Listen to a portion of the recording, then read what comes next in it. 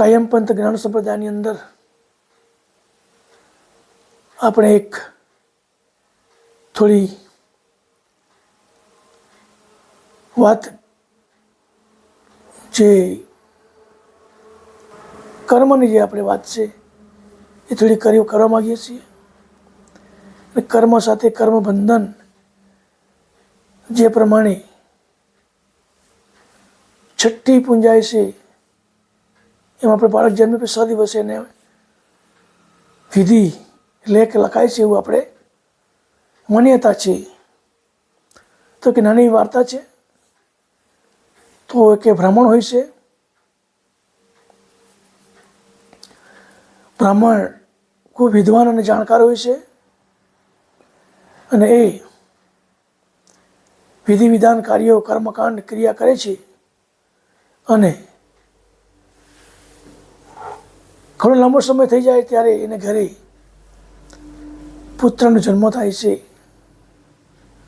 એ બ્રાહ્મણ પોતે પંડિત હોય છે એટલે વિધિ વિધાન લેખ આવું કંઈક જ્યોતિષ શાસ્ત્ર જોતા હોય એટલે બ્રાહ્મણ એને ઘરે જે બાળક જન્મે છે સુંદર બાળક હોય છે એનો લેખ જુએ છે. તો બાળક ધનવાન હોય છે, નસીબવાળો છે, સુખ સંપત્તિ લઈને આવ્યો છે, ખૂબ બુદ્ધિશાળી પણ છે. પરંતુ એ બાળકનું આયુષ્ય ટૂંકું હોય એવું જ્યોતિષની અંદર લેખ બતાવે છે. એટલા માટે બ્રાહ્મણે એને ખૂબ લાડકોડથી ઉછેરે છે, સાચવે છે, એને ઘરવાળીને આ વાત બતાવે છે. એક વખતે એક ઉંમર થતાં બ્રાહ્મણ ઘણી ઉંમર થઈ એટલે બ્રાહ્મણને કોઈ ક્રિયાકાંડ માટે, કોઈ ખાતમુહૂર્ત માટે કે કોઈ શુભ કાર્ય માટે માણસો આમંત્રણ આપવા માટે આવે છે.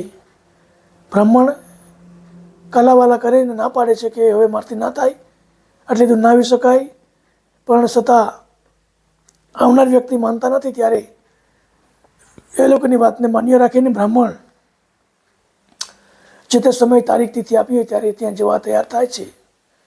પરંતુ એની છોકરાને ચિંતા હોય છે કે છોકરો નખી નખે તે ચાલ્યો જાય, ગમે તે કંઈ થાય. તો એની ચિંતા હોય છે એટલે ઘરવાળીને કહે છે કે આ છોકરાને કોઈ જગ્યાએ જવા દઈશ નહીં. એ છોકરો એના બાળકો જોડે રમે છે રોજ.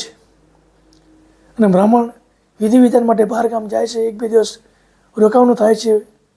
અને તેવા સમયમાં કોઈ બીજા રાજ્યમાંથી બ્રાહ્મણ પંડિત આવે છે કે હરીફાઈ લેવા માટે. તો રાજાને કહે છે કે તમારે જેટલા બ્રાહ્મણ તમારા રાજ્યમાં એટલાને ભેગા કરો અને મારે જ્ઞાનની હરીફાઈ કરવી છે. તો રાજા નગરમાં જેટલા હોશિયારો બ્રાહ્મણો હતા, વિદ્વાનો હતા એને ભેગા કરે છે અને જ્ઞાનની હરીફાઈ ચાલે છે. તો દરેક બ્રાહ્મણ બીજા રાજ્યમાંથી આવેલું બ્રાહ્મણ હરાવી દે છે. બીજા દિવસે પાછો બોલાવે છે. તેવા સંજોગોમાં પેલા બાળક છે બ્રાહ્મણનું, એને એક વસ્તુને ખબર પડે છે કે અમારા રાજ્યના બ્રાહ્મણો વિદ્વાનો હારી ગયા છે. તો મમ્મી પાસે રજા માગે છે અને ત્યાં રાજાને ત્યાં જે જ્ઞાનગોષ્ઠી ચાલે છે ત્યાં જવા માટે રજા માગે છે. પરંતુ મમ્મી એમ કહે છે કે ત્યાં જઈને તું કોઈ બોલીશ નહીં. કંઈ વાંધો નહીં મમ્મી, ના બોલું. અને બીજે દિવસે પણ રાજાના વિદ્વાનો હોય છે તે હારી જાય છે. ત્યારે બ્રાહ્મણો છોકરાને એમ થાય છે કે અરે મારા રાજ્યના બ્રાહ્મણો હારી ગયા, મારા રાજાને હાર થઈ, રાજા નિરાશ થઈ ગયા. તો મમ્મી ના પાડવા છતાં બાળક રાજા પાસે રજા માગે છે કે આની જેનો હું જ્ઞાનની ગોષ્ઠી કરવા માગું છું.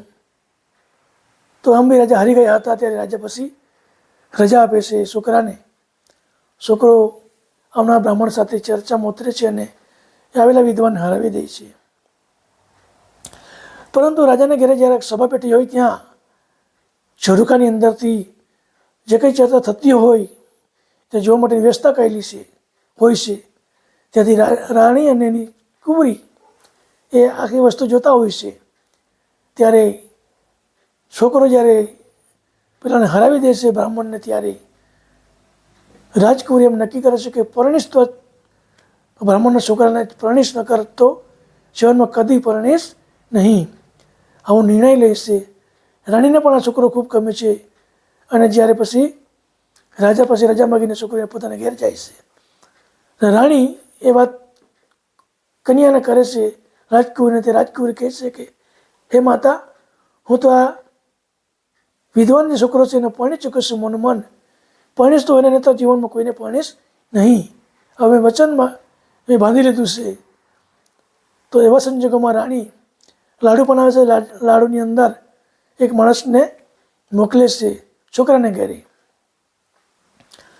અને ચિઠ્ઠી લખે છે અને તેમાં સંદેશો મોકલે છે કે રાજકુંવરી છે તને પરણવા માટે માગે છે, તને નહીં તો કોઈને પરણશે નહીં. આવું લખેલું હોય છે. છોકરો ચિઠ્ઠી વાંચે છે ને મમ્મીને એમ કહે છે કે હે માતા, તું હવે સાસુ બનવાની છે. આવું બોલે છે અને છોકરો જેવો લાડુ લઈને ઘરમાં જાય છે તેવું અંદર જઈને ખોલે છે તો અંદર સોના મોહર નીકળે છે. એટલે આમ જોવા જાય તો છોકરો બુદ્ધિશાળી પણ હતો, જ્ઞાની પણ હતો અને સોના મોહરના હાથમાં આવી ગયા. એ ધનવાન પણ થયો. પરંતુ જેવું એને ધન એના હાથમાં આવે છે તેવું એના આયુષ્ય છૂટી જાય છે. આ રીતે જે કંઈક વિધાતાના લેખ લખેલા હોય તે પ્રમાણે મનુષ્યનું જીવન નક્કી હોય તે પ્રમાણે માણસનું કર્મ આયુષ્ય સીમિત હોય છે. આ પ્રમાણે અમારી એક નાનકડી વાત હતી. અને માણસ ગમે તો ધનવાન હોય, સુખી હોય, બુદ્ધિશાળી હોય, પરંતુ એનું અર્બલ આયુષ્ય નક્કી હોય છે આવી વાત સાબિત કરે છે. અને આ પ્રમાણે આ વાર્તા અહીં પૂર્ણ થાય છે. સતકલ સાહેબ, સતકલ સાહેબ, સતકલ સાહેબ.